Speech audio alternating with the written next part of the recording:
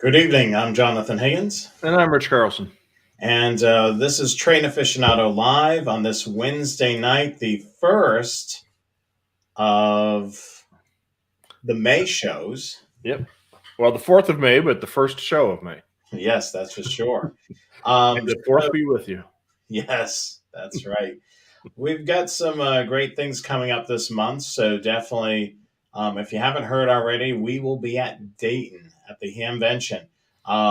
So you'll definitely be able to check us out there. We have a slide that'll go all about that in a Yep. moment. But we've got a good show tonight. We're going to be talking about looking for those abandoned railways. Rich and I will talk about some of the things that we do to pass time on the internet. You can even search for it online. We'll give you some tips and tricks to that. We'll also talk about a really cool thing that I found at IKEA this weekend for your scanner. And we will be taking a journey back with Rich and his photo archive. So, a lot of things tonight's show. We're looking forward to it. So, I guess we should get to the slideshow Hey, presentation. let's go for it. All right. So, May 4th, Season 3, Episode 9 of Train Aficionado Live. We want to remind you to stay connected to Train Aficionado by signing up for our trackside bulletin on our website at trainaficionado.com. Also, support the show. Shop our store. We've got all types of swag there. We would love to see some people at the Hamvention, even with some of our Train Aficionado swag. Follow us online on Facebook, Twitter, YouTube, and Instagram. Make sure you subscribe to our YouTube channel. We're trying to get to 8,000 subscribers. Some of the stuff that's going on at Train Aficionado Live, we've had a whole slew of new blog entries. Each and every Monday, I'm posting new blog entries, so definitely visit the website. Here's a few of those blog entries listed here. Whole bunch of stuff because I'm new to the Cincinnati area. Got some great blog posts here from Cincinnati, and also some recent blog posts of my trips down to Kentucky. So definitely check out trainaficionado.com and check out the blog entries that we have posted. Meet and greet. You can meet myself and Rich at the 70th Dayton Hamvention. It's hard to believe it's been going on since 1952. You can see us at the booth Friday, May the 20th and 21st. If you want to learn more details about us being in Dayton, we're updating the website constantly. Visit the website, thescannerguyshow.com, and there'll be a link right in the middle of our homepage and a banner for the Dayton Hamvention. You can click there and learn more. And as Chris was mentioning, what's the address for the Expo Center? It's right on our website, so definitely check that out. We're looking forward to meeting you guys. We'll be in Building 3, so definitely look out for us. We'll either be at the booth or roaming the fest at other times. So here's tonight's rundown. We're searching for abandoned railways, storage tips for your scanner gear, and Rich's photo archive, the Belt Railway of Chicago. There you go. There I go. Okay. That is kind of a hard one to say. The Belt Railway of Chicago. There we go. We'll kind of take this easy tonight and relax with the presentation a little bit. What we're going to do is talk about some of the things that we do to be able to discover some of these railways that have been basically abandoned. And a lot of these railways were abandoned with a lot of railroads basically merging. And a lot of the routes were redundant of each other. Yeah. So basically, when a railroad merged into another one, if they had a similar route, they decided which route is more profitable.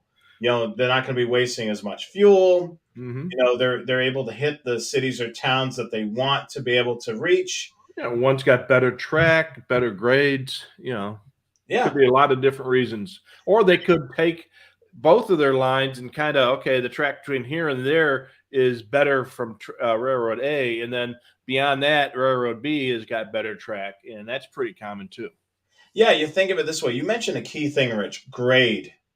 Yeah. Now, if there is a line that they actually spent a lot of time trying to level that grade a little bit versus, having a whole bunch of ups and downs. I mean, especially when you're going uphill with a whole bunch of stuff behind you, guess what's happening to your fuel economy? Exactly. So if you're the railroad CEO, which route are you going to pick? Yeah, you're gonna want that water level route is the way to go. You don't want track that goes downhill because the trains going the other directions are gonna have to go uphill. You want one that's going to be as flat and level as possible because then trains in both directions won't be going uphill. Yeah. And especially, the downhill's great, but guess what? You're going to be constantly riding your brakes and trying to Yeah. control the train because downhill can be a little dangerous if you're picking up speed. Oh yeah, absolutely. And that's why they invest so much money on dynamic braking and mechanical braking, two-way Freds, all kinds of problems. It's just as problematic going downhill as going uphill. So, a website that I found several years ago is this Open Railway Map website. Oh, it's great. Yeah. Basically, it has all the active routes and it also has the abandoned routes. Hmm. So we're looking at the map here. You can see on the left side, the map is from Open Railway Maps, and you can see that there's an abandoned route because it's a broken line. That's how they indicate that it's abandoned route. So this is actually in Taunton, Massachusetts. This was a line that was abandoned that was heading towards the Fall River area, if I remember correctly. It's been a while since I've looked at this particular line, but I was trying to find a great photo comparison or an image comparison as we have Yeah. here. So what you see here is Open Railway Maps on the map, and then we use Google Earth. You can see side by side. There's the rail line, and you know that it's not being used, Rich. Take a look at all the growth. Yeah, it's all overgrown, and part of the and part of the uh, line is missing. For where the boats go through. I'm assuming there's some sort of a bridge or overpass there, The um, bridge is there. It's very, you but have just to hard to see. Yeah, hard to see. I zoomed out on this so people could kind of see the lay of right. the land. But there is a bridge there, but this line is basically abandoned. Yeah. And some of it, the track is still in place and some of it is not. Like Rich, you've mentioned that you've followed abandoned railroad lines using Google Earth. And a lot of Yeah. times you don't have the indication of track being there. It's a lot of times just the cut. Yeah, sometimes you can tell that the track is still there, depending on the quality of the image available. And sometimes you just can't. And or the image might be old, and the track may have been abandoned since that image was taken, was flown. Um, and people ask, why do you care about abandoned railways? It's a history thing. It's just something cool. We just like doing it. You know. Well, the other thing too, the abandoned line is there, but there's also some remnants still there. Mhm. Buildings, there may be a train depot, Yeah, and it old signals might still be there, and a some lot of track this structures. been repurposed. Yeah. I mean, there was a roundhouse that's in Plainville, Massachusetts. I drove past it a bunch of times, and it was the fall, Mhm. and the foliage was gone, and I was looking at, boy, that back of that building looks like a roundhouse. Yeah. So I ended up driving in there. I figured, well, I'm just going to scoot in there, drive in there just to see what. And sure enough, the front of it was a roundhouse, and then I could see where the roundhouse pit was Mhm. filled in. Yeah. So I could see that too. So they had a turntable in front of it, and the bays, they put in new garage doors, and it was basically where they serviced their school buses. So it was Sure. repurposed. My brother-in-law was walking an abandoned Pennsylvania Railway line, Pennsylvania Railway, in Indiana years ago. It was right after the Conrail merger, and that line had been abandoned for a couple of years. And he's just kind of walking and looking around. some spikes are here and there and stuff.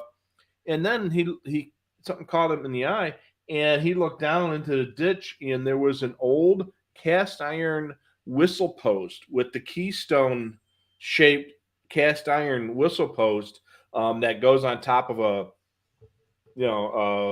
round post, and has a W on it. It means whistle for the next crossing. And the thing weighed about 150 pounds. It was all he could do to carry it, the 3 or 4 miles back to his car from where he hiked. But he did, and there was no other way to do it. There wasn't, he couldn't just like leave it on the side of the road and come back and get it. He had to carry it, 2 or 3 miles. And that thing weighed almost as much as he did. And it took him several hours, but he got it. And he still has it, and he refuses to give it to me.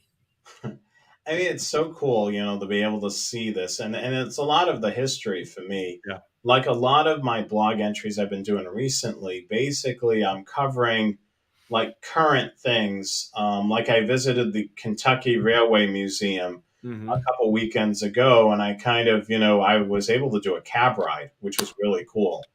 Yeah, Plainville, Mass. If you're from there, I did a blog entry about it, and I've taken some photos of that building. But as for, back to the blog entry, so what I ended up doing was, I posted about my cab ride, and I also kind of dived into the history of that particular rail line and what actually, I mean, that rail line wasn't developed for the Kentucky Railway Museum. It's an existing rail line that basically CSX, not CS, yes, CSX was an abandoned. So what they ended up happening is the group ended up purchasing 17 miles for $30,000 per mile. That's pretty. It's a great thing to do. A lot of railroad museums have bought former railroad facilities, whether it be track, roundhouses, diesel facilities, Yards. Yeah, yards. The Illinois Railroad Museum bought, I don't know, 15, 20 miles worth of old interurban track that happens to be right alongside the Northwestern track going northwest from Chicago. And then they built their facility in a couple farm fields, which was adjacent to it. And now they've got their demonstration road for, I don't know, 10 or 15 miles, 20 miles, where they can run trains, electric, steam, and diesel. Just recently, the last couple days, there was a news article.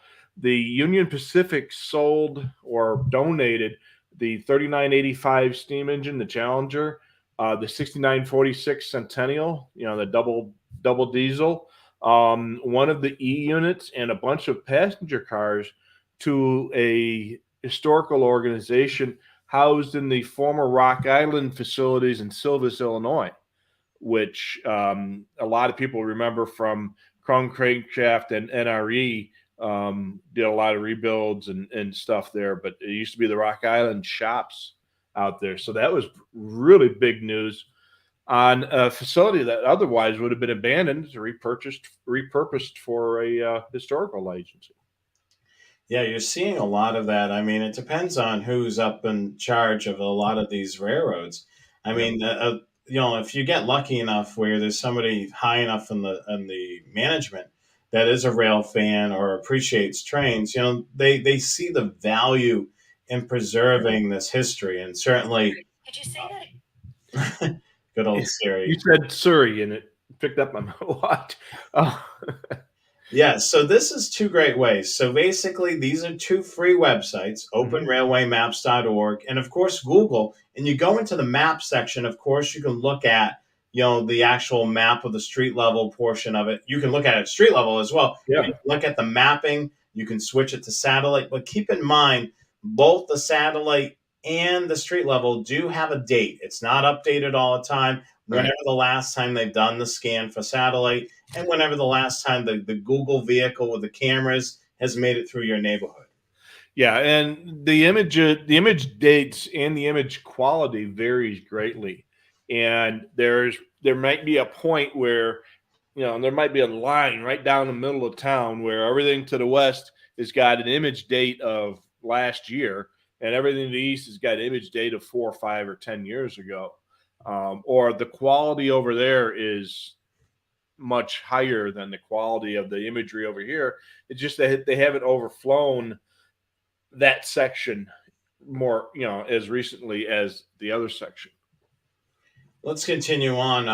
We'll go to the next thing. So this is the old school thing. Yep. Well before we had the internet. And this is a great way to be able to find it. And a lot of these books are becoming a little bit more rare. These were the Bibles before the internet was a thing. These were the Bibles for rail fans, hikers, campers. I mean, I had these things for Illinois, Wisconsin, Michigan, Arizona, Iowa. I had those. And the Delorme Gazetteer was, oh man. Have you ever been to their store up in Maine? No, I haven't. I've seen a whole bunch of their books in LL Bean because LL Bean's in Maine. LL Bean's a big seller of them, but they have their own Delorme showroom and offices near Freeport, and I forget the name of the little town, but it's close to Freeport where LL Bean is. And I've been there a couple times, and they have every book that they've ever published. They've got their old GPS and CDs and such. So if you ever get a chance, Yarmouth, is that? Yeah, that could be at Yarmouth. Could be Yarmouth, yeah. But that was, and like I say, it's been 10 or 15 years since I've been there, but it is worth the stop. Yeah, so this is definitely, if you got one of these, they're extremely helpful. Even, if you have an older copy of it. The great thing about it, it's going to show you a lot of the railways, including some of the abandoned railways. You may see that. And those, let me show this, Rich. Those are really awesome. Yeah. So the SPV, it's Steam Powered Video, is the name of the company that makes these, and they make them for all of the U.S. and Canada. And there's maps that shows you this is an older one, so it doesn't show the Canadian editions on it yet. But they are great. They do them about every 10 years, and they are really awesome. They've got nice detailed maps. They show you the lines as they are shown, and you can see the ones that are abandoned by dashes and ones that are still operating by straight lines, and they are very detailed. They don't show the highways and such, but they show the cities and the places, and they are really good. They may be a little dated depending on the area that you're in, but they are worth every penny. Yeah, I mean, the great thing about it is even though you're not seeing a lot of new rail lines, so for the vast majority of it, if it's a little dated, it may show that the rail line's active, but it could be abandoned. But at least you have a clue of where that rail line is. Yeah, and it tells you who was the most recent operator and who, or if it was abandoned, the origin of the line and the name of the initials of the railroad that abandoned it. So you might have a line that was built by the Chicago Great Western, abandoned by the Chicago Northwestern, and other track that is still operating by the Union Pacific. And so it'll show a track that's still running UP / parentheses CGW, because CGW built it. And then on the abandoned track just adjacent to it, it'll show CNW, because they were the ones who abandoned it, and CGW because they were the ones who built it. So it really is great research material. Yeah, so another valuable tool. The other thing that I can't stress enough is if you're lucky enough to have local publications. Branchline Press does a lot of books around New England, and a lot of them are geared towards railroads. Now, he has a couple of books that are, all the railroad lines throughout New England. This one's a really good find. It's The Lost Railroads of New England. And he's done this book. You can see here, 3 editions. Yeah. So there's one, there's, of course, more abandoned railroads that are popping up left and right. Also, the thing is, this book is popular. 3 editions. So there's definitely, they're reprinting the book or making a new addition to the book. And these books are phenomenal. Basically, He basically takes a railroad line, tells you where it runs, from here to here, and basically the history of the line. Who basically constructed the railroad line, and then of course, as all of you know, the history of that line, each line has a history. It's Yeah. gone from this railroad to this railroad. Passenger service started here, ended here. Maybe passenger service came back and then left. I mean, freight, they may have abandoned a portion of the line and then eventually abandoned the whole line. I mean, it's amazing, in our hobby. It's not only taking photos of trains or knowing locomotive types or doing model railroads. The history is so rich. Yeah. There's a lot of history with with railroads, and if you're a history buff, this is something to definitely get into. I mean, just being able to hike some of these abandoned railroad lines. Yeah. I mean, like you said, Rich, your friend was able to find something that Yeah. was just rotting away out in the woods. Yeah, and it would still be buried in the ditch if he hadn't come across it, or it had been tossed in the junk pile. And something like that is an invaluable reminder of what was out there. With abandoned railways, they're so rich in the history. There is a reason they built that track. They didn't build a track in random locations. It was built to connect two towns, or to connect the town to a mine or a factory or something. There was a reason they built it, and finding out why they built that particular set of tracks is a lot of fun in a lot of cases. Yeah, I mean, you look at the Seashore Trolley Museum, which I mention a lot Yeah. up in Maine. That line was basically used for interurban trolleys, and that's all it Mhm. was. Yeah. That was that pretty much that story. It basically connected up to an amusement park, and then that was basically where people went on the weekends. Yeah. During the week, on that particular line, they would have the commuters and people trying to go into the larger cities to be able to do their shopping and such.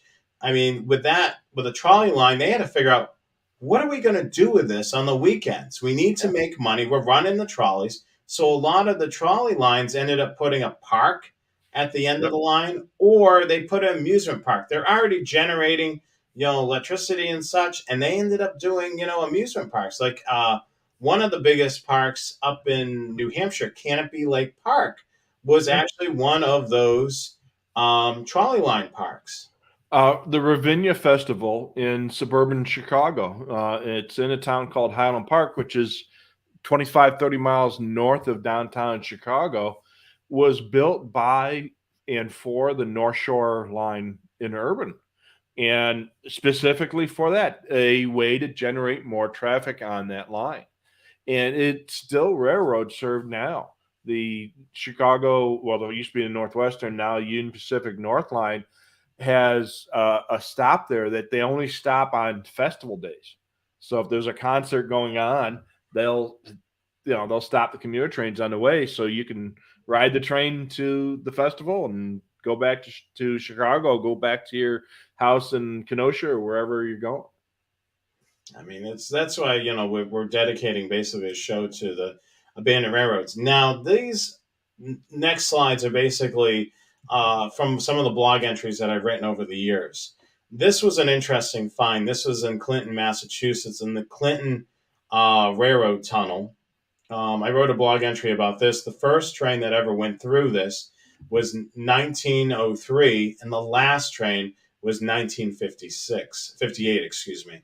Um, I can't remember exactly how many feet this tunnel is. I did walk through it, Mhm. and boy, you get in the middle, it's very dark and very eerie in there.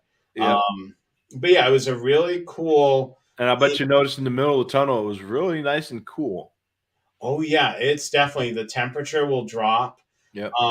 The other thing too is it looks nice at the mouth of the tunnel. They spent a little bit of time, doing some Mhm. brickwork or whatever it may be, and then basically once you get in the middle, it's just the rock that they basically blasted. Yeah, And it's you a can, little rough on the inside. yes, that's for sure. Nice And on the there, edge. oh, go ahead. I said it's nice on the edges and rough on the inside. Yep.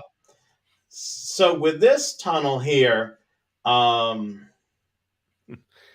they're actually working on building a rail to trails on this. So this is Yeah. going to be a part of the bike trail, which a lot of abandoned railroad lines have actually switched to rails to trails. Hmm. And of course, there's a love hate relationship with rails to trails because a couple of lines they've actually pushed for abandonment versus it being abandoned and then has no other purpose. So that's Yeah. a lot of people's, they hatred for rails to trails. But in some cases, rails to trails can be decent for a line that's been ripped up, that's no longer in use and never going to go back to use. At least this right of way is preserved somehow. Yeah. The whole idea behind rails to trails, the way it was sold was that the it would preserve the right of way for possible future reuse as a railroad.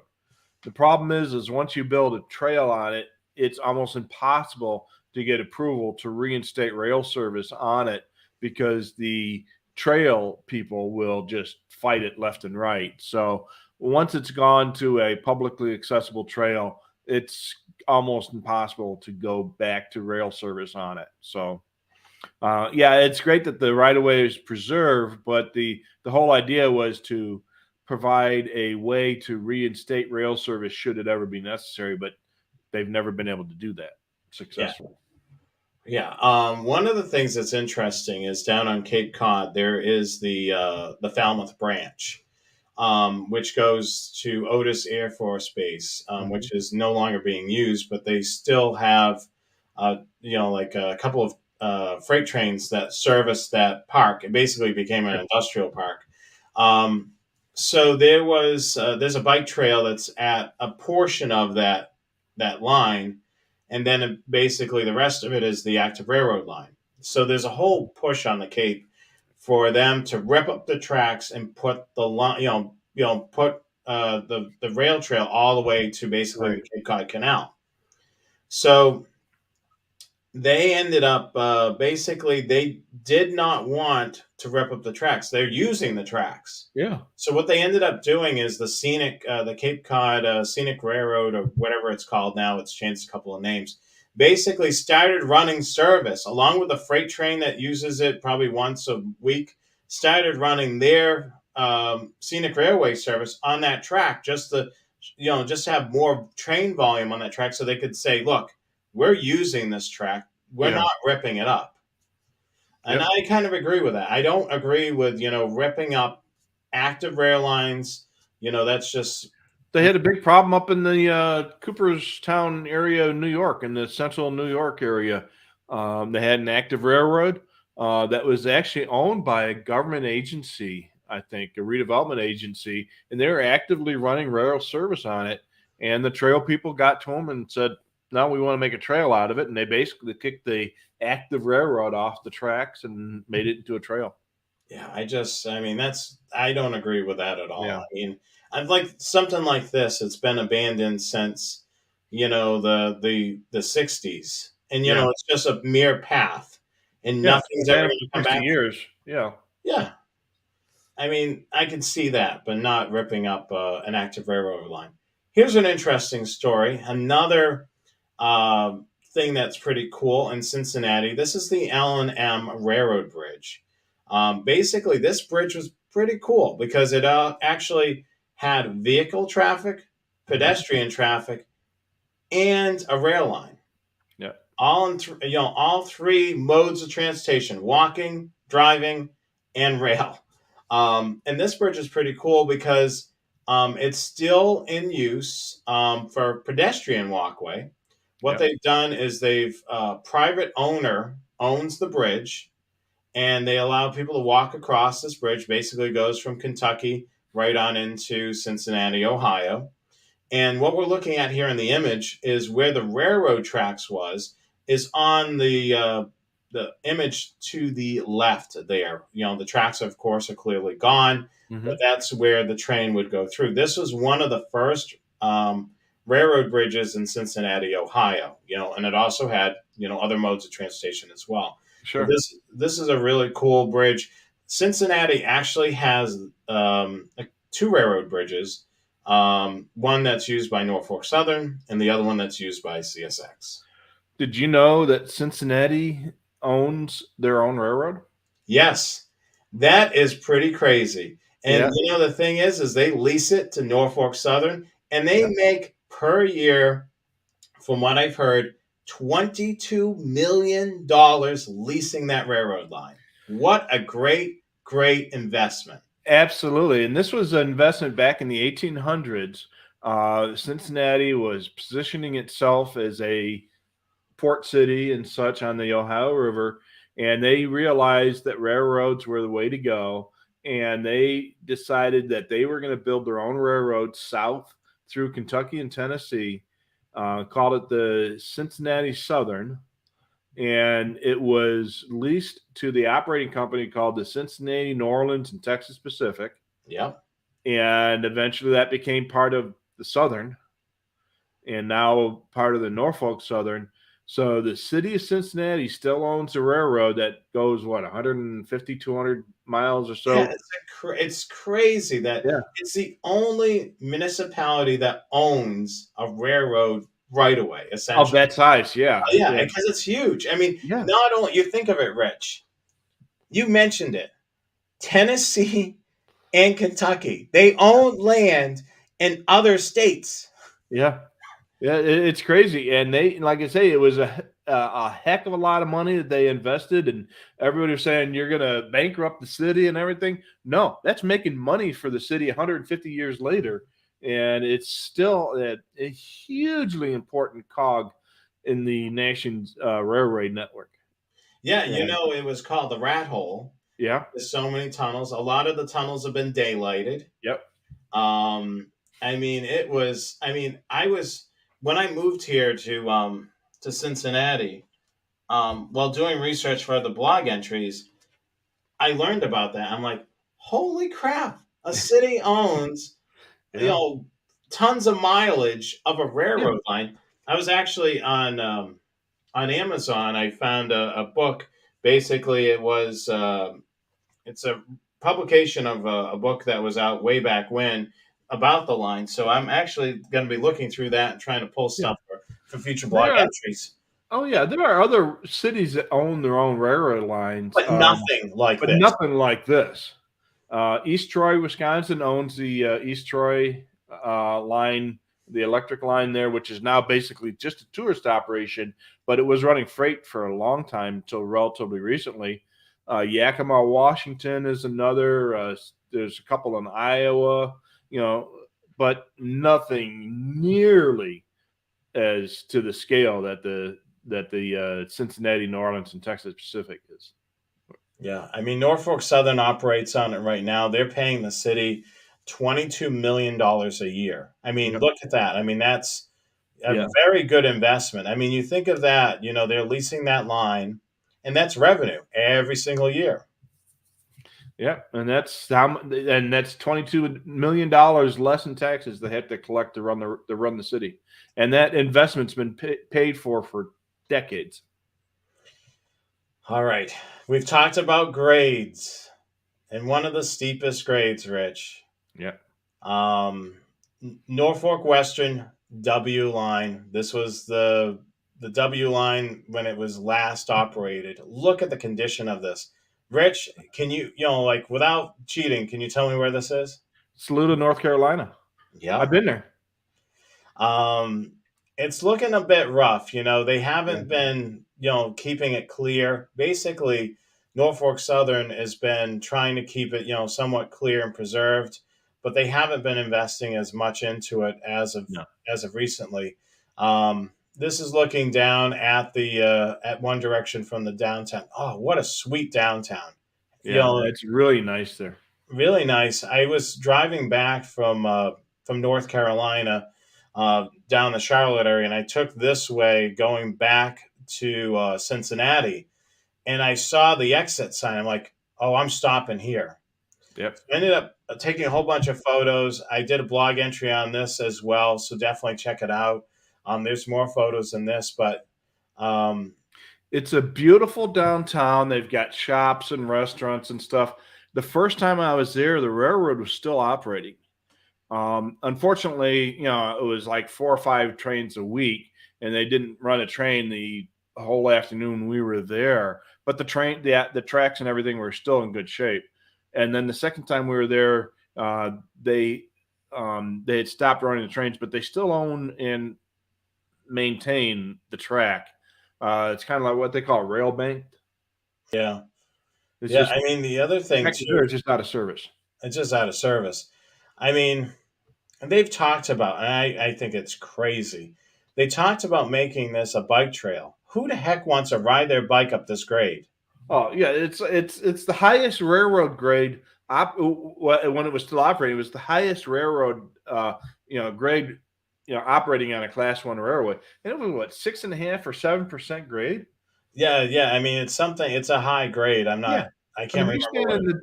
you stand on the grade crossing in downtown Saluda, and you're looking down the tracks, and you're like, wow, that would be great, man. You get a bicycle on that, you're not going to stop. Yeah, but You know, going up a hill, you're going to need a defibrillator coming yeah. up. But yeah, this is a super cool like location. Yeah. I would love to see something with. I mean, they've talked about it, about doing a tourist train, but it never Yeah. came to fruition. Tour de France bicyclists might like it. Yeah. Yeah. Oh, they get a You've work. got you've got to be that level of a cyclist to be able to do something like that.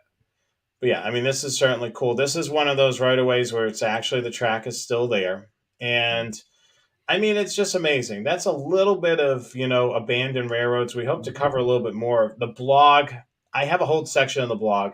It's called Forgotten Railways. Definitely check it out. That's actually one of the menu options for the website. So if you click on that, it's going to bring up every blog post that I've basically covered some sort of aspect of abandoned railways. This is an interesting topic that we're going into. Now, storage for your scanner. Now, a lot of us have more than one scanner. I found this next item at IKEA. It's a desk organizer. Take a look at that. It's just a plain old desk organizer. You Yeah. put your stuff in there. Yep. Check this out. Oh, that's pretty cool. 4 radios. So, some of us don't have 4 radios, but I have basically 2 rail fanning radios. And then, of course, I got, my SDS, and I've got another portable radio here. But you got the 4 radios here. You got little pockets here. You can put some batteries or whatever in here. You got another opening there. In the back. Yeah, that's for your railroad atlases. Yeah. Yep. And then you can put some stuff in here. It's great. It's got a handle. If you're going to be rail fanning or you want to put your radios somewhere in the house, okay, heritage unit coming through. Let me go Yep. grab my radio. So you can either grab the whole bag or just pull the radio that you're going to be using. I couldn't believe this. So I was at IKEA last weekend and I'm looking at them saying, boy, that'd be great to put radios in. Yeah.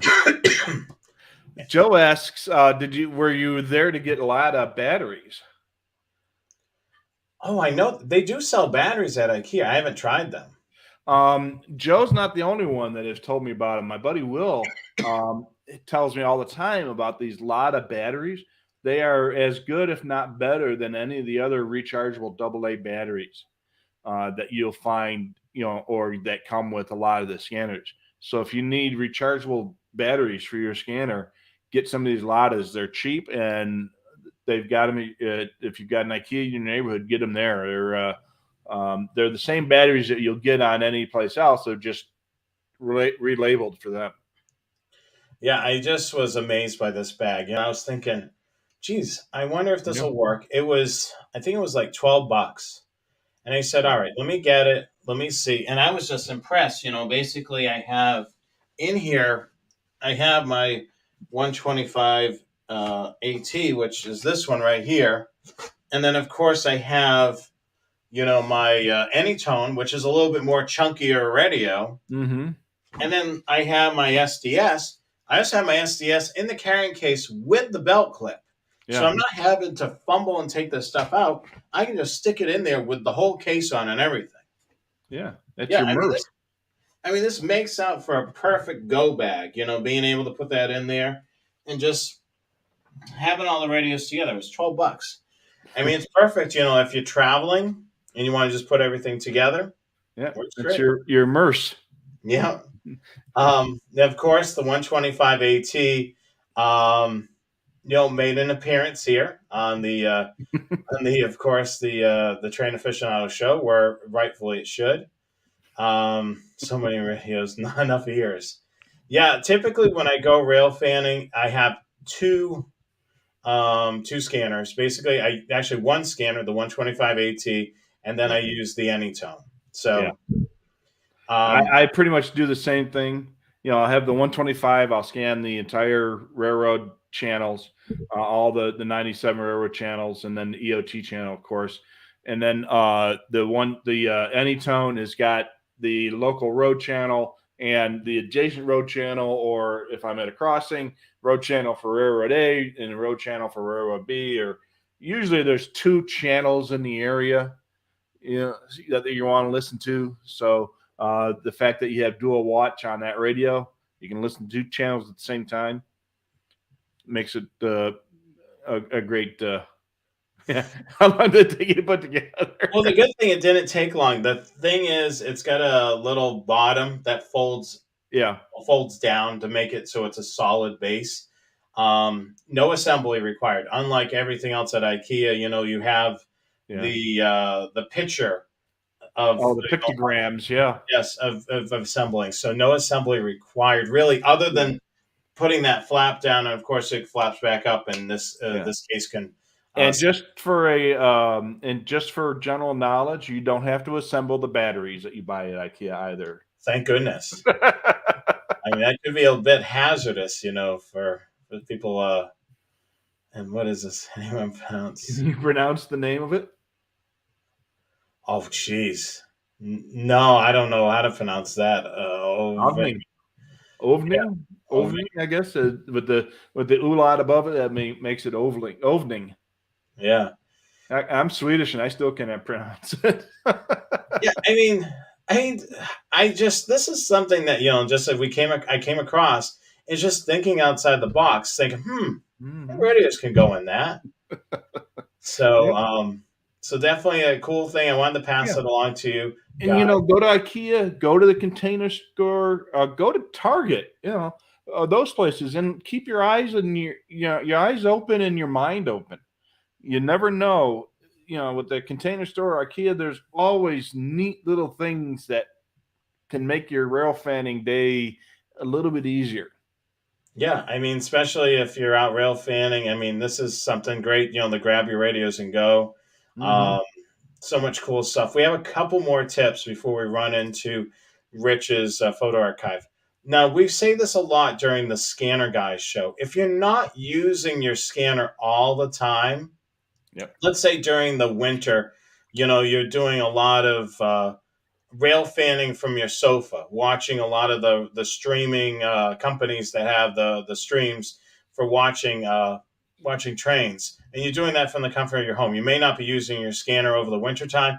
Make sure you pull those batteries out, whether rechargeable or alkaline batteries. Take them out. You don't want them to explode inside the radio. It's easy to replace batteries. It's not so easy replacing the radio. Yeah. Radio batteries, especially alkaline batteries, they tend to leak, especially if they've been sitting in one spot for a long time. And alkalines are not quite as bad as the old carbon zinc batteries, but nobody uses carbon zinc batteries anymore. But even alkalines can leak out, and you get that white crust. And it'll just eat up the metal pins. And once that happens, it's going to take a lot of work to fix it. I've had radios. In fact, my 125, I had one. I left the batteries in it, and they leaked out, and I had to scrape and scrape and scrape. I took it apart, and I scraped and scraped and scraped, and I finally got it working. But man, it made a mess. Yeah, so always take the batteries out. The other thing that I can't stress enough is you spent a lot of money on these scanners, or you, let's say if you get an Anytone and you program that up for the railroads, get a carrying case. Yeah. Carrying case will protect the radio, keep it looking like new. And a lot of times we are carrying these radios on our hip.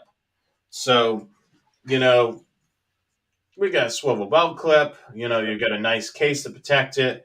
It just keeps the radio looking new. I can't stress enough. I mean, Oh, we yeah. And some of us are already pretty wide, so when you add a radio onto your, to your hip, you have a much bigger chance of whacking on a door frame or, a car door handle or something like that. So cases can help protect it. It certainly does. But those are a few of our scanner tips for tonight. As many of you know, during the Train Aficionado shows, many of you use scanners to monitor the train. So each and every show, we try to include a scanner tip in it. And those are a couple of cool things that we put together for this show. Let's continue on. So it looks like we're going to go take a trip to Chicago.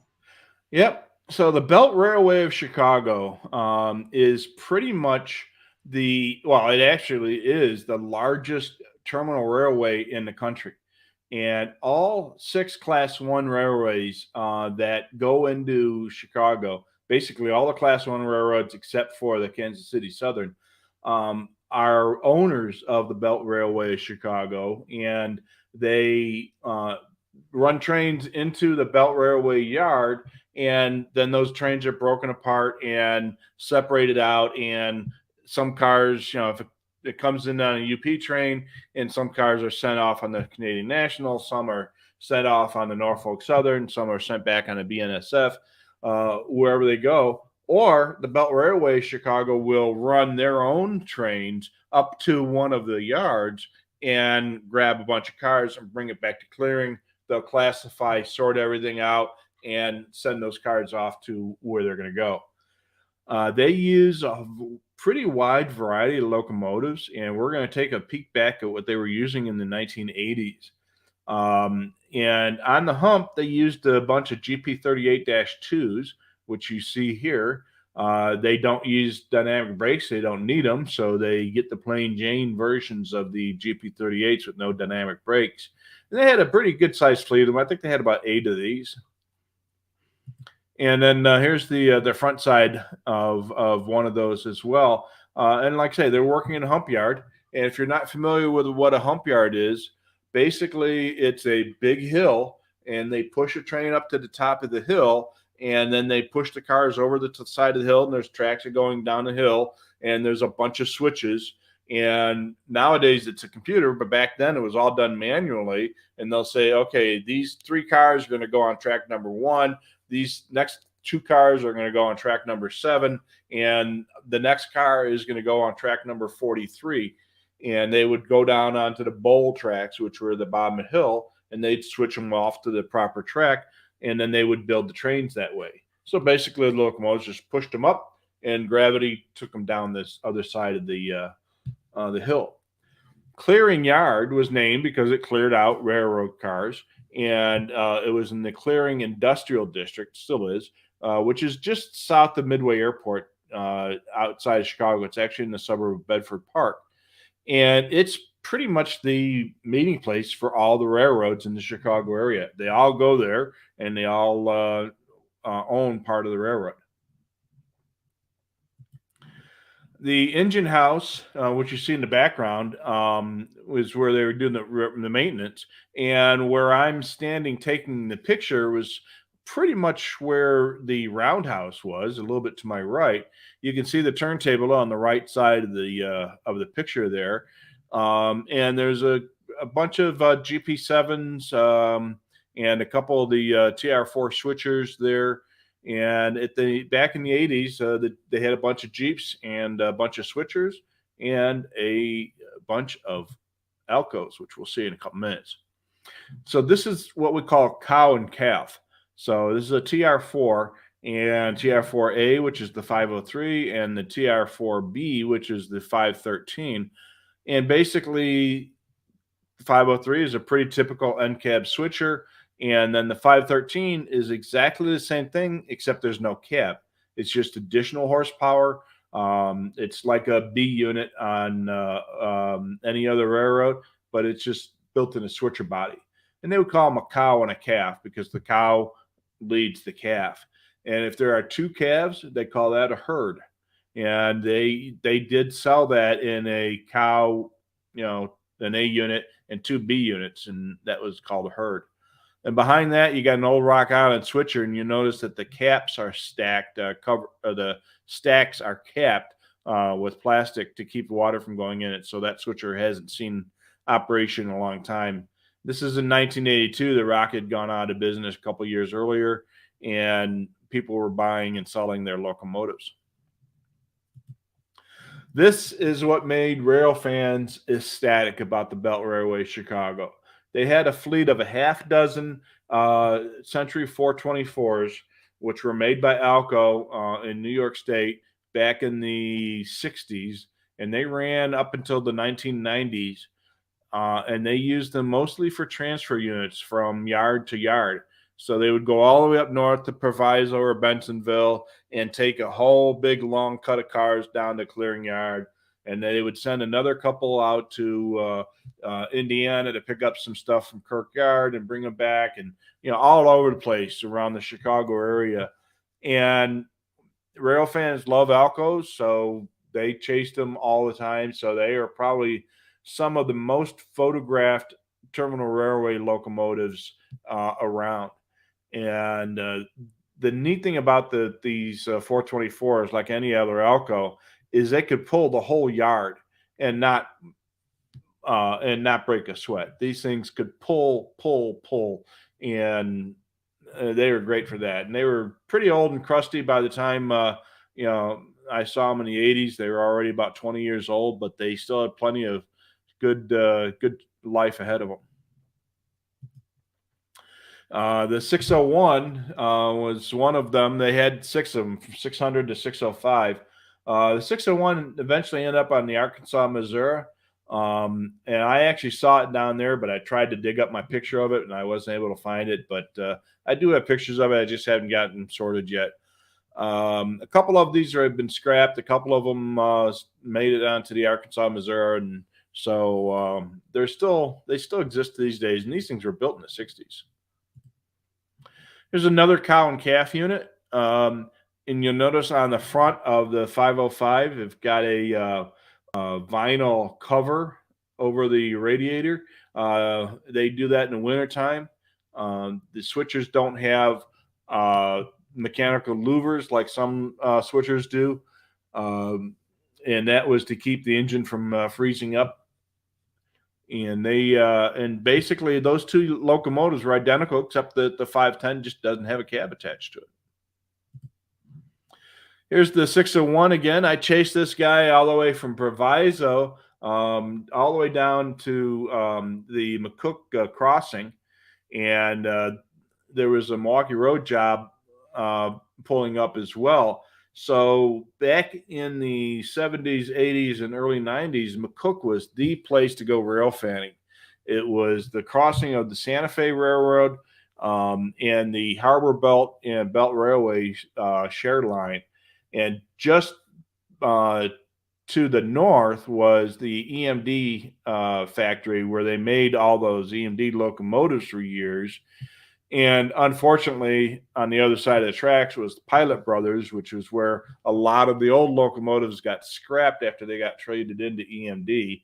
And then just behind was the sanitary ship canal and a bridge, and then another railroad crossing down there of the it was the Illinois Central and Union Pacific Gulf Mobile, Ohio Alton line down there.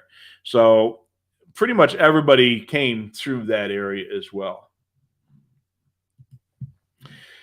And when you're rail fanning, you got to have a scanner. And that was, since this was the mid 80s or early 80s, that was a Pro 30 16 channel programmable scanner, one of the very first ones available from Radio Shack at the time.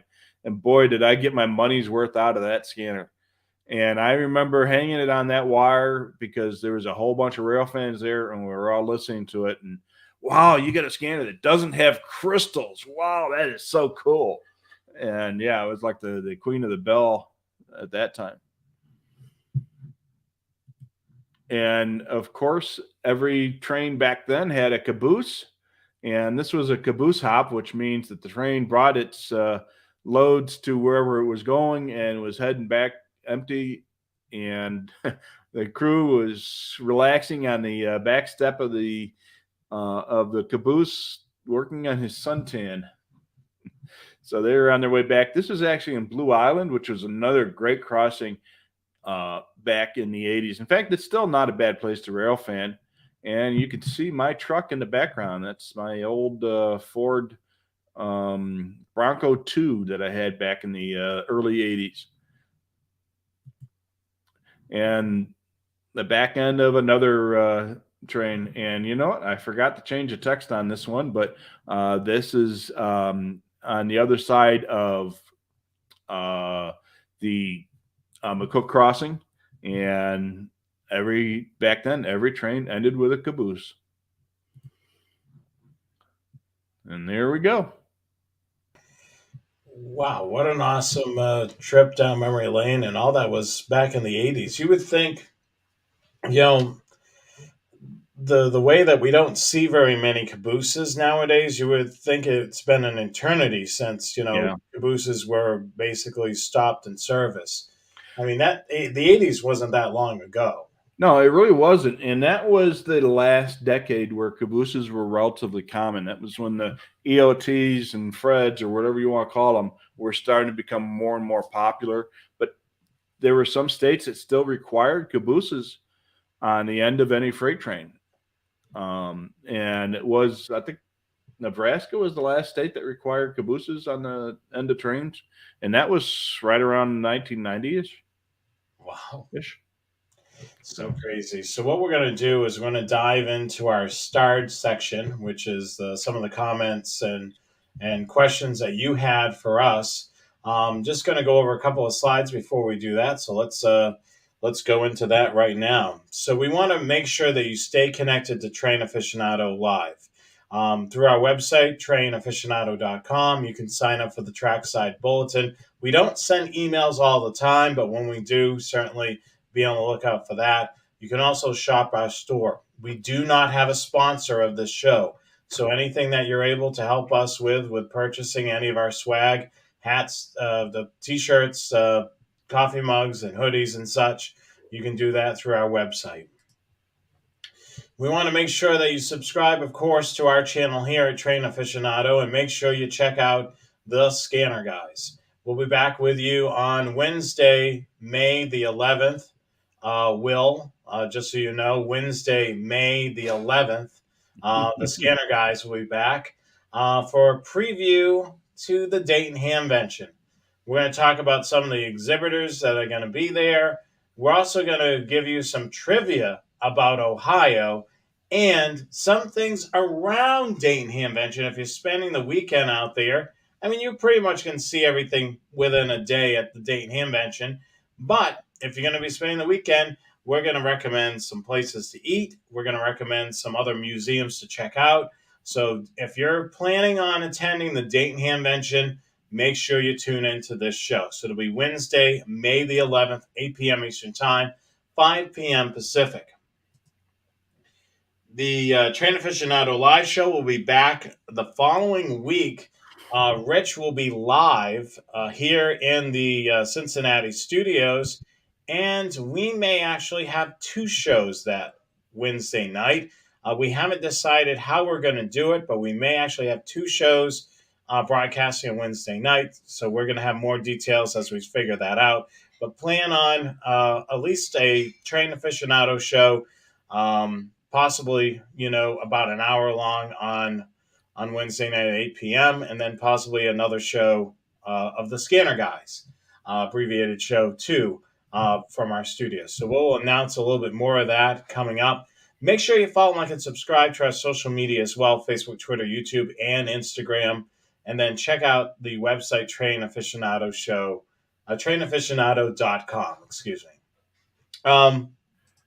Going back to Dayton. So we got a question during our Scanner Guys show. Mm-hmm. Why should I go to a ham fest? I'm a scanner enthusiast. I'm not a ham radio operator. Why should I even bother?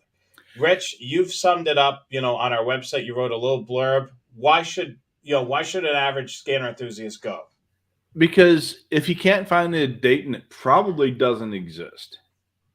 There is a little bit of everything. If you're looking for a scanner, if you're looking for accessories, you're looking for an antenna, you're looking for a connector, if it's going to be at Dayton. And if it ain't there, it hasn't been built yet. The other thing, what we both picked up our Anytones was from Bridgecom, which has a booth at Dayton. So definitely check them out. I mean, we both like our Anytone radio, our portable radios. Of course, for me, I'm not using it as a two-way radio, so that battery lasts forever. So I charged mine last year. And I use it every time I go rail fanning, and it does last a long time if you're not talking on it. Yeah, so definitely check them out. We've got what we call the starred section, which we're going to take a look at right now of your questions and comments throughout the show. We basically star off these comments, and then we basically review them at this portion of the show. So let's. Looks like Joe M basically chimed in first. With this nugget here. So let's take a look at it. So he asks if there's any underground railroads in the literal sense, like the Bay Bridge Tunnel, Maryland. There are underground tunnels and such. I'm not sure if he's asking if there's abandoned ones or operating ones. Abandoned, New York and Boston both have tunnels that they've abandoned that were once in use. The city of Cincinnati has an abandoned subway tunnel that they've never used. I read about that. They built it and they never used the darn thing. Yeah. Of course, the city of Chicago has got the infamous Chicago tunnels. They were built and they were operated by a narrow gauge railroad operation with tiny little electric locomotives. And they used that to bring coal into downtown Chicago buildings and then take the coal ash out. And eventually they started using them for package delivery and such. Well, they were abandoned for a long time. And then they started reusing them for running, data lines and electric cables and stuff like that to the buildings downtown so they wouldn't have to run this stuff over. And then back in the 80s, I think it was, they were pounding pilings in for a pier in the river just north of downtown Chicago, and they pierced one of those tunnels. Now, all of a sudden, the river is draining into these tunnels and filling up these tunnels. Well, these tunnels went up to the third or fourth basement level of Marshall Fields and the Sears Tower and all these buildings in downtown Chicago. And guess where they put all the electrical gear? In these buildings down in those tunnels, which are now filling up with water. And so it was one of the biggest disasters in the city of Chicago, but there was nothing visible at street level. And it was crazy. And they had to basically evacuate all of downtown Chicago for several days before they finally got the water stopped and drained and got the electricity turned back on. And it was a mess. Yeah, I mean, it's crazy, to think of, I mean, a lot of those tunnels have been repurposed. In this case, was for that. I mean, I couldn't get over it. The city of Cincinnati was building a subway system and they never did anything with it.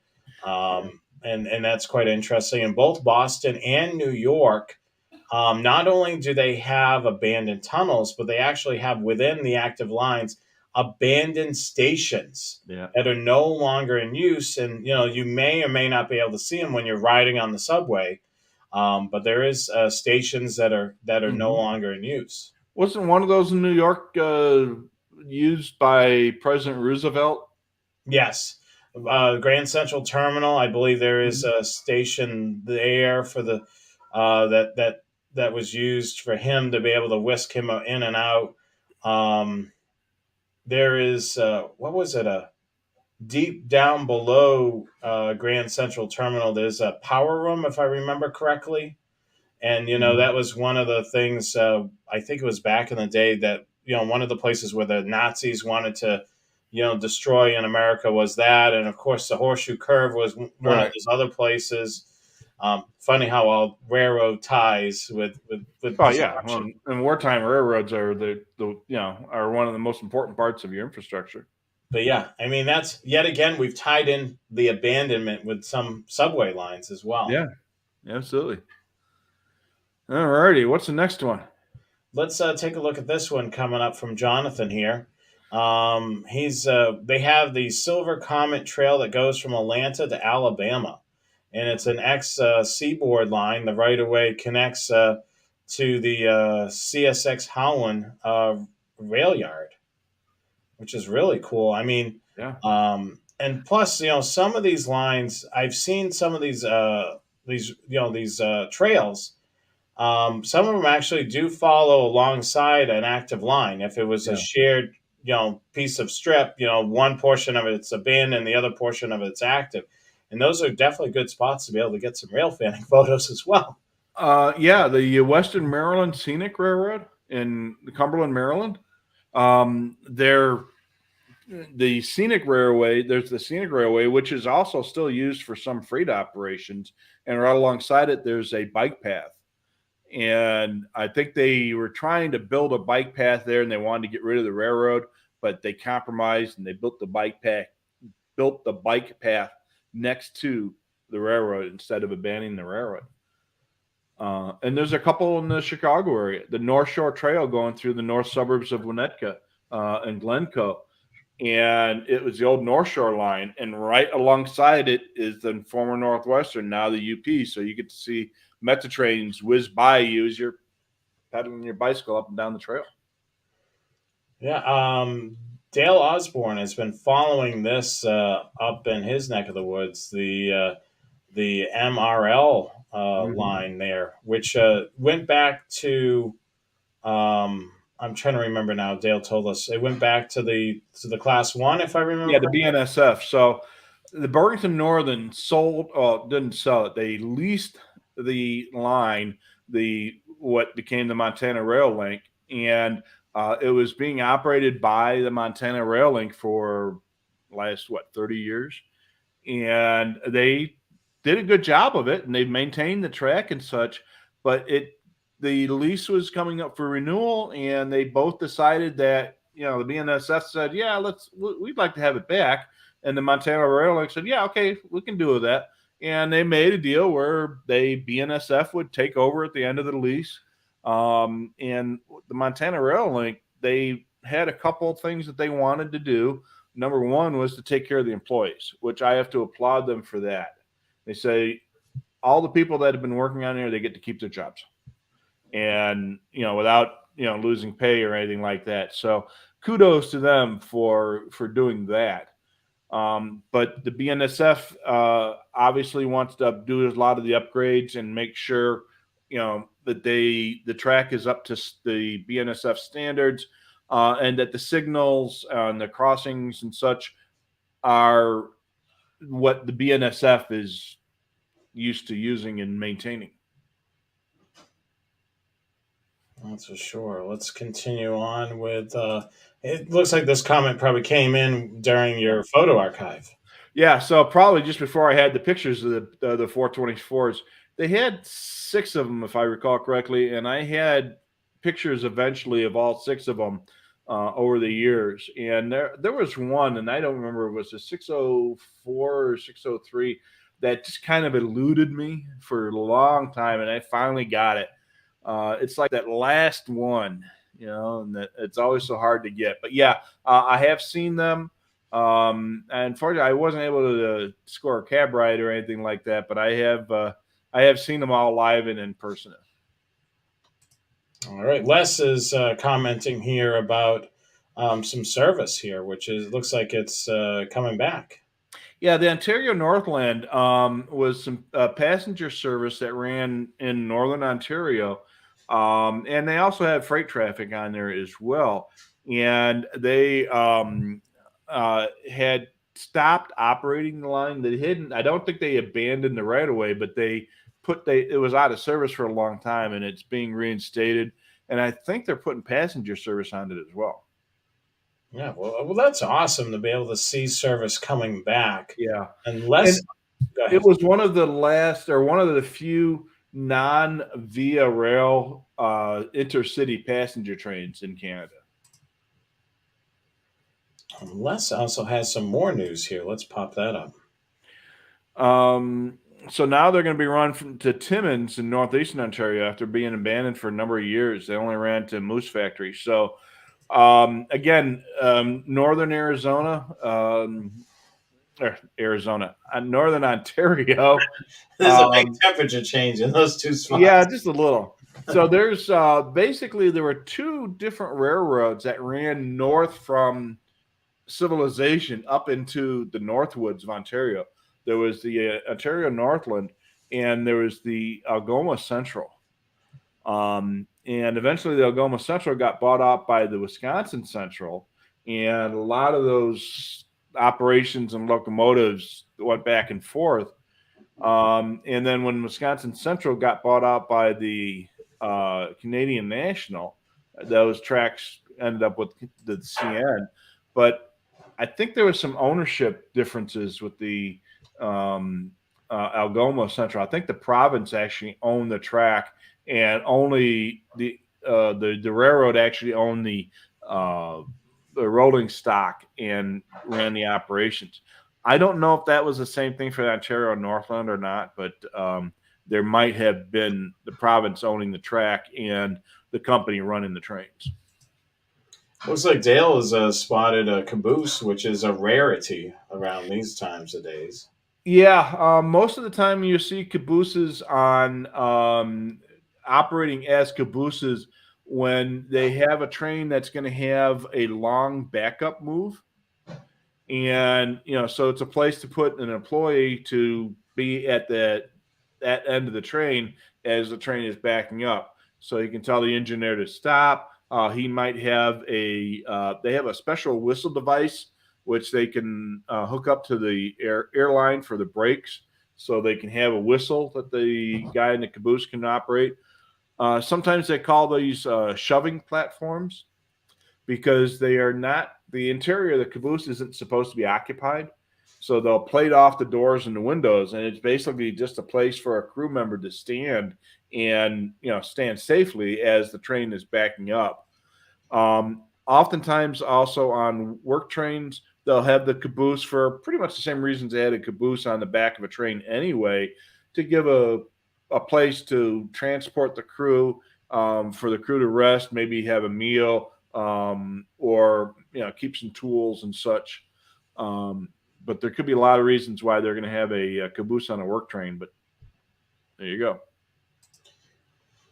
Any comments on the CSX and Pan Am takeover? I'm curious to see how this is all going to shake out. As many of you know, there's the Boston subdivision, which basically runs along parallel the Mass Pike.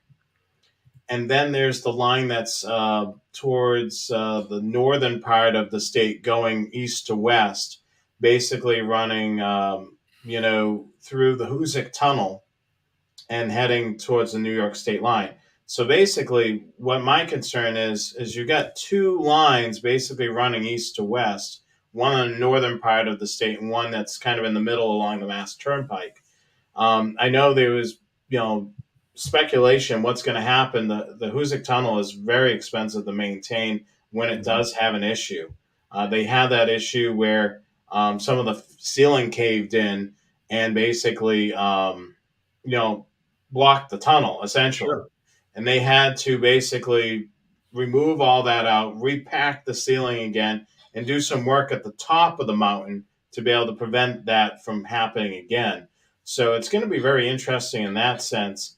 I know a lot of rail fans. I've followed many of the Facebook group pages up in Maine, and a lot of people are trying to get their photos of the Pan Am stuff while they can.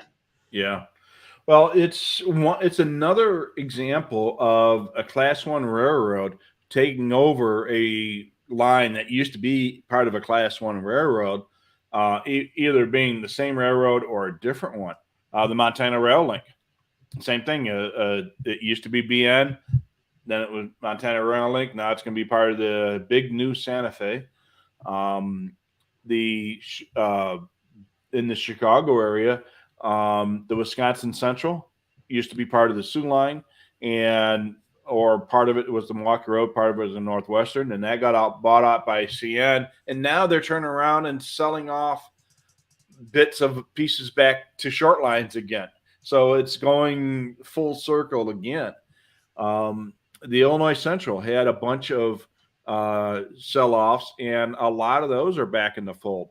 The line between Chicago and Omaha went to the Chicago Central, and that got bought back by the Illinois Central, and then now it's part of CN again. So, whatever is old is new again. Yeah, I mean, I'm curious to see what'll happen. Yeah, Jonathan says Central Maine and Quebec. That's another one. It used to be CP Rail, got sold to a short line operator, and now CP Rail has bought it again. It's just crazy. Yeah. I mean, like some of them actually, the Class Ones are seeing, well, they've been able to make a go of it. Mm-hmm. So there's money to be made. Yeah. Well, that's exactly what happened with Wisconsin Central.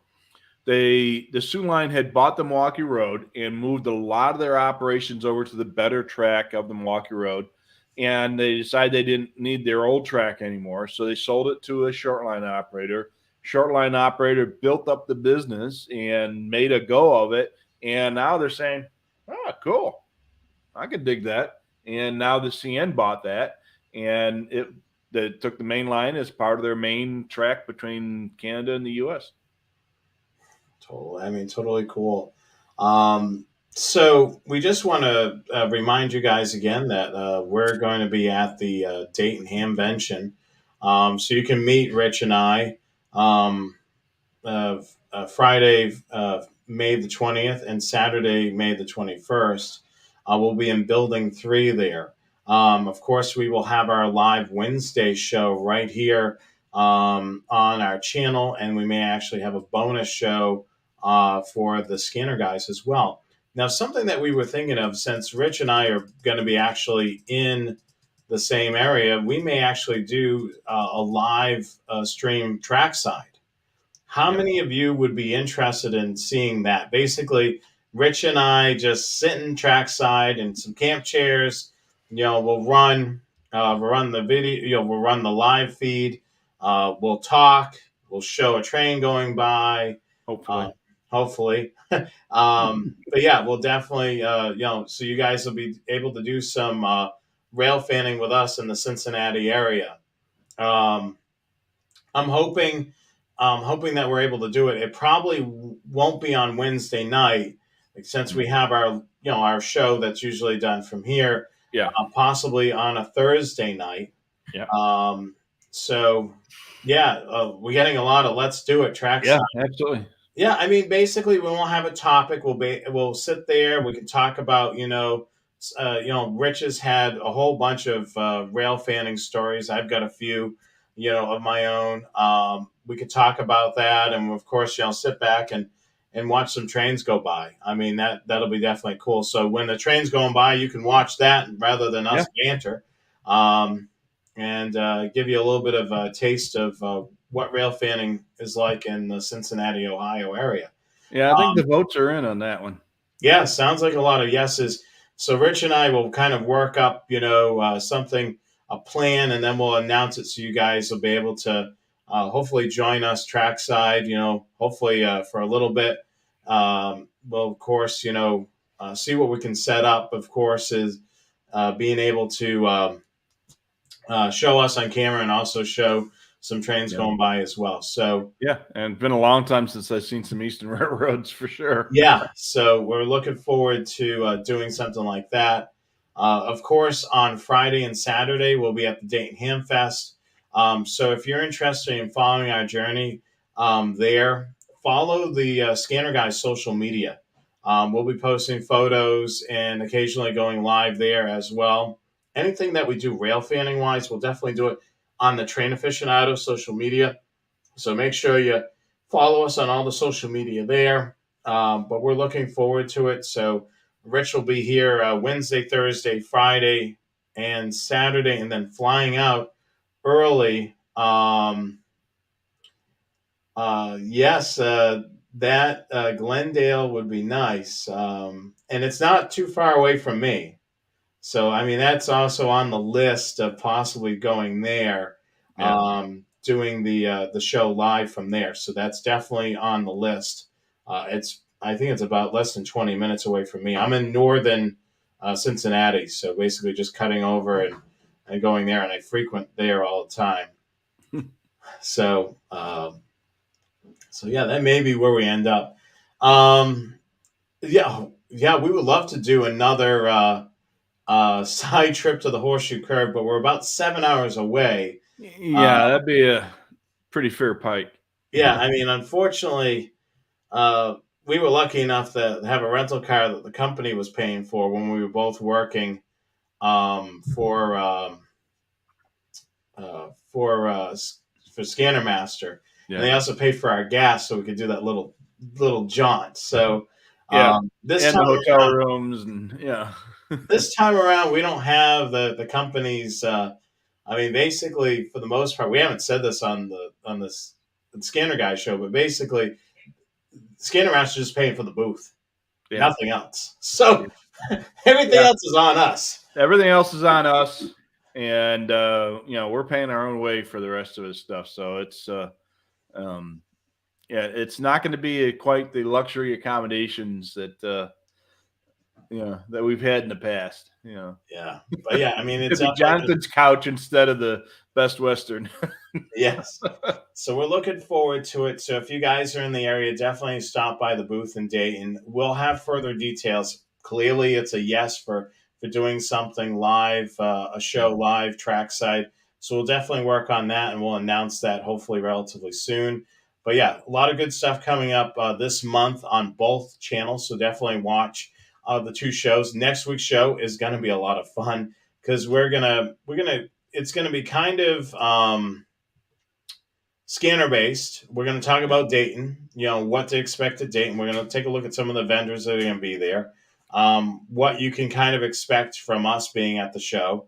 Also, we're going to talk about Ohio trivia, and we're also going to look at some of the foods that you can get around Ohio that you can't get everywhere else. So, And some of the stuff, there's a good reason. yeah, we'll explain what a Buckeye is. We'll talk about two restaurants that are competitors of one another that are big on chili. We'll discuss some trivia and some We can other talk things. about chili, but I ain't going to eat it. Yeah. And then also, we will take a look at some of the things that you can do in the Dayton area while you're here if you're spending the whole weekend. I know Chris Schultz, one of our avid viewers on both Scanner Guys and Train Aficionado, is going to be down in Dayton. So we're going to kind of show some of the places that you can visit, Chris, while you're there. Yes, Skyline Chili. That we'll be talking about that. So a lot of good stuff. So definitely tune in. We're looking forward to this month's shows. Anything else, Rich, you want to add before we wrap it up? You guys have pizza in Ohio? Oh, yes. Is it any good? Yeah, well, I can get your home run pizza. Well, I can get home run pizza out here, but I want to try something different. As long as it's not New York style, I'll give it a shot. Yeah, what you should do is you know where I live, so take a look at a couple. We'll see if we can try a pizza place over here. I haven't ventured out as much as I need to, but I've done some rail fanning. What is this? You think it'd be obnoxious or overkill to hook up a hidden train horn in Silverado? All right, this might be obnoxious, but go to YouTube and do a search for train horn pranks.